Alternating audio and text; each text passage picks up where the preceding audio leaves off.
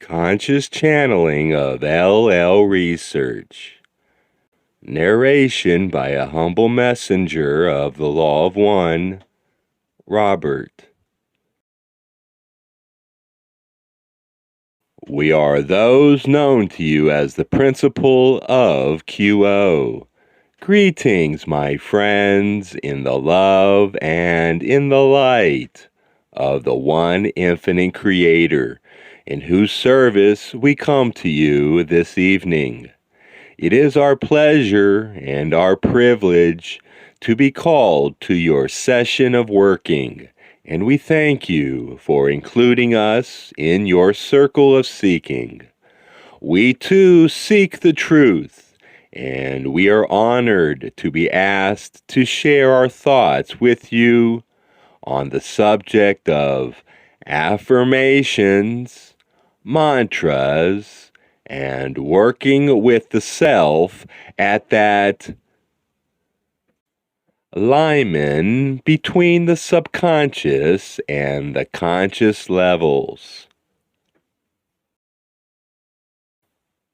There are various aspects to this query which shall cause the flow of our response to be shaped. Our first focus would be upon the query concerning the use of affirmations while in a meditative and concentrated state. We would simply suggest that it is well to untangle the use of affirmations in a concentrated state from the practice of meditation. The practice of meditation is a practice of silence. The times of visualization, affirmation, and other work in consciousness, while equally valuable and worthy of doing, are not the same in terms of that which is required and that which is a good resource for that activity as meditation.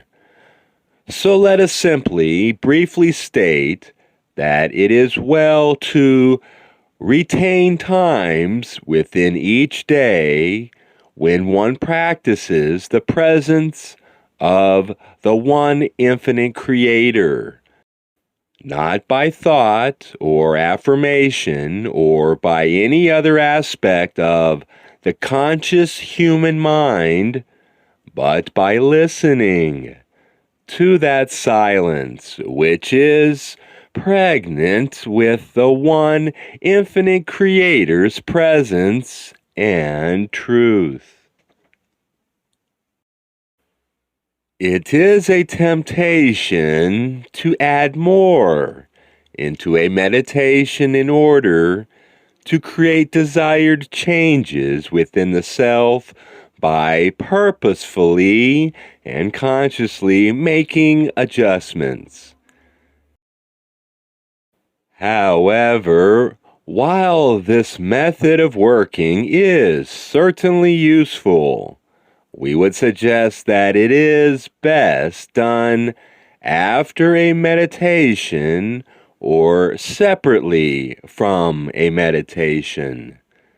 This will allow you as a seeker to keep firm those channels of unknowing which aid greatly in maintaining the focus of the mind upon that silence which is so full of information to the subconscious mind. The questioner's concept of focusing the mind and creating affirmations is excellent. This is work well done, for the personality is far more than most entities realize. A creature made up of habits, inertia, and half-considered ways of doing things that have remained the same for a long time. It is, in fact, a loosely cobbled together structure which houses and is intended to protect the sensitive soul within the personality shell. It is indeed pliable and malleable, and suggestions are helpful. We would suggest that affirmations are indeed powerful to work with in the subconscious mind. The will of the seeker is carefully focused. The mantra, or affirmation, or statement itself has been very carefully prepared. The seeker therefore feels that one may trust this affirmation with the whole of one's will. One may place the entire burden of one's desire upon the realization of the truth of this statement. There are two particularly good times in which to do this work, which occurs naturally twice, at least during each diurnal period. Those are the moments after one awakens and the moments before one goes to sleep.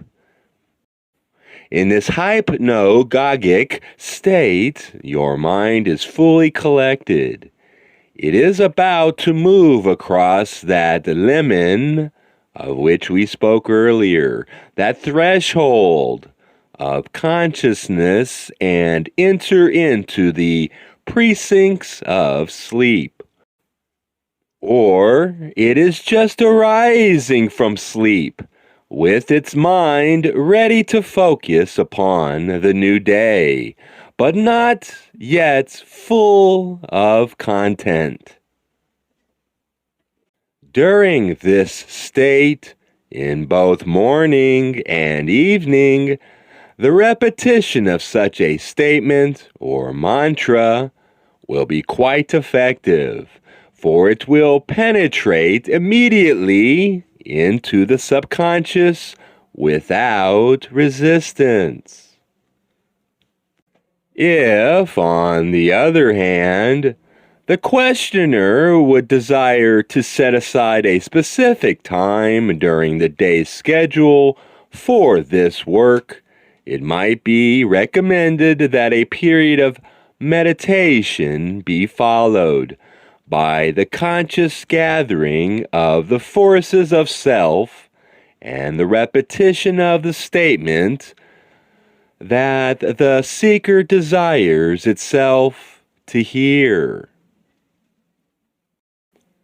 We would note that the use of the voice in saying the statement out loud is helpful in terms of creating the maximum impression of the self upon the self using this technique.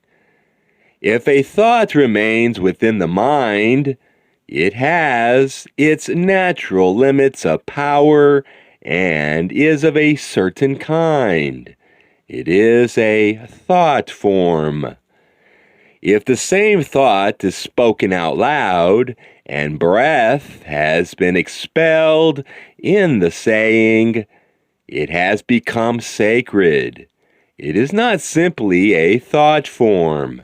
In the expenditure of breath, it is a living thing, and the entire effect is greatly enhanced in that the seeker hears oneself.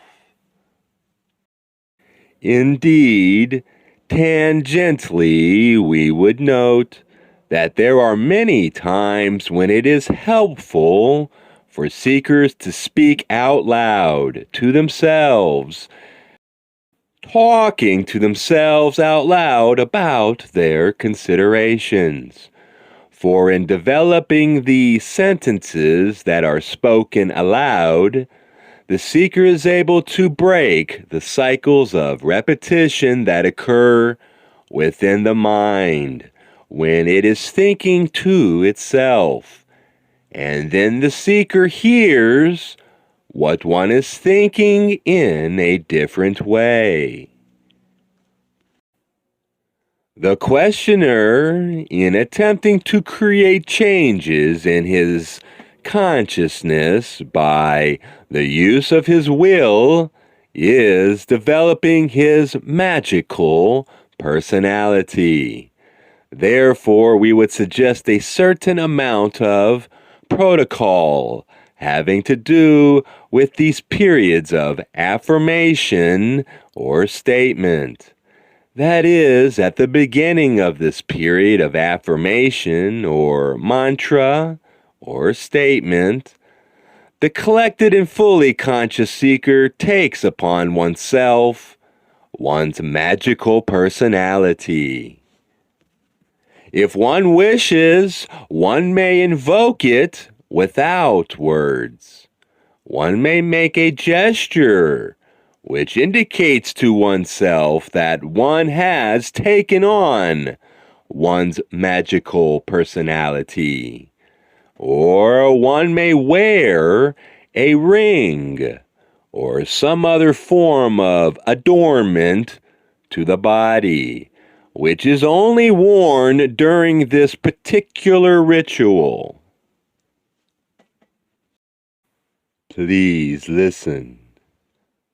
When invoking the magical personality, polarity is, of course, all important. That polarity may be protected by the simple statement, I desire to know in order to serve. Positive magical workings always have to do with service to the one infinite creator, and by reflection to the world and to the self. There is nothing of the worldly self involved in the desires of the magical personality. Consequently, this taking on, in a ritualistic fashion, of this personality creates a cleanliness and purity to the working which it would not otherwise have. At the end of the working, then, the ring or other adornment may be removed. Another gesture may be made, or another visualization may be made. This particular instrument uses the visualization of putting on the magical robes and of taking them off after the working. When this instrument prepares for channeling, however, the protocol is different. She calls the archangels and asks them to place her on limitless white light to bathe. At that time, she asks the archangels to remove the limitless white light when she is through channeling and place her back on ordinary, everyday air and soil.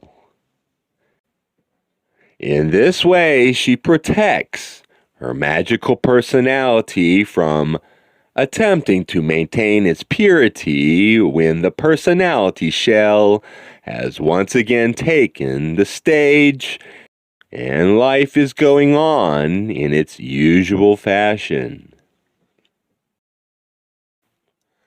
The magical personality is not a mysterious entity. It is yourself at a different stage of your development. We have called it the higher self. It is your highest and best self.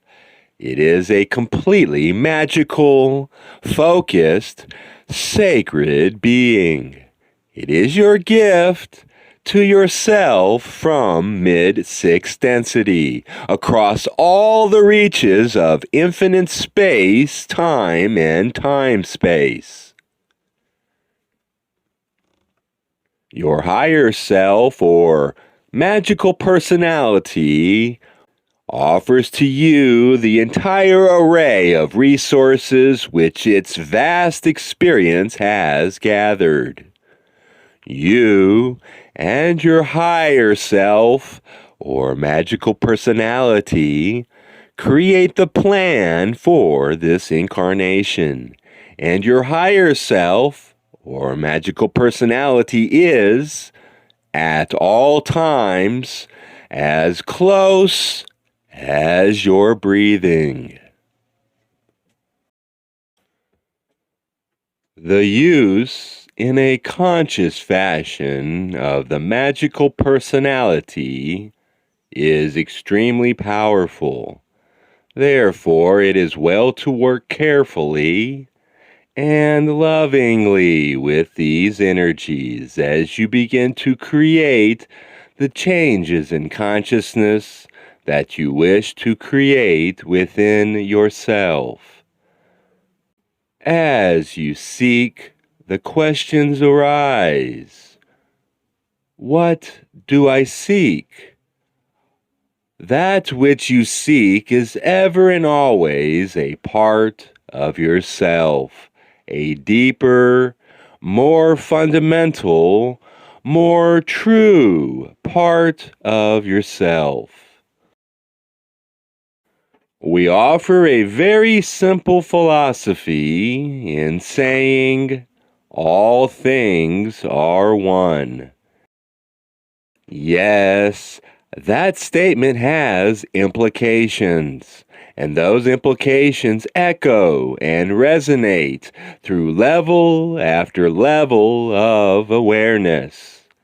That which you seek, that which all seekers seek, is a truer, deeper awareness of the self, of the Creator, of the creation about one. So that use of affirmation or statement in a repetitive, persistent manner is extremely positive in use and well done. Care and deep love need to go into the creation of the statement or affirmation. The creation of the ritual that surrounds the use of that affirmation and the choice of how to place this beautiful, magical ritual within the coils of the day. An earlier query by the questioner to this instrument provoked in our response a discussion of the nature of sound and the use of the voice. And in answering the later part of your query, my brother, we would focus upon that topic once again. Mantras are extremely powerful, as you have already discovered. Like the affirmative statements, they must be well chosen, for they bore deeply within the mind. When appropriately chosen and full of truth for that seeker, the use of the mantra shall indeed create an immediate change in the vibration level, in the vibratory level of the seeker. It is a change in vibration which is not specific. It is a change in vibration which goes to the deepest roots of consciousness. For in the deepest roots of consciousness, the name of every seeker is the one infinite creator. Whatever God name that a mantra contains is the deepest, truest name of the self. You are calling to yourself across the eons of timelessness and time, spacelessness and space, moving to that one point where you and the Creator are one. This is meat, as the one known as Jesus the Christ says, of which the world knows not. This is the drink, after which the seeker shall never thirst. Working with mantras is working with the archetypical mind. In a way, this is also a magical working. However, because of the fact that it is without form, not being a statement but a name or principle, there is a safety involved in that the mind cannot do anything with that word, or God name, or naked principle, which is the mantra. And so it lets it go down immediately into the subconscious mind. As with all magical rituals, repetition is a key to the effectiveness and the power of the ritual. That change in consciousness which is sought becomes more and more easily, even effortlessly achieved as the habit deepens of using this mantra. It is, as the questioner said in the round-robin discussion before this channeling began, a most effective way of smothering out the bumps in the personality shell. It brings one to a world where suffering and catalysts, light and dark, day and night, are subsumed into a sacred space where all is one and all is well. This being the deeper truth, it informs the lesser truth, so the life is transformed in a way which cannot be explained intellectually, but which nevertheless is very effective. We are those of QO, and we thank you, my sisters and brothers. We have greatly enjoyed this query. At this time, we would leave this instrument and this group with great thanks for being called to your session of working. It has been a true pleasure. We are so happy to share our thoughts with you. As always, we suggest that you listen for the path of resonance in all that you hear, whether it is our words or the words of others, taking from us what would be helpful to you and leaving the rest behind. We do thank you for this consideration, as always. We are known to you as those of QO. We leave this instrument and this group in the love and the light of the one infinite Creator. We leave you not only in love and light this evening, but also in peace and in power. Adone, Adone Vasu.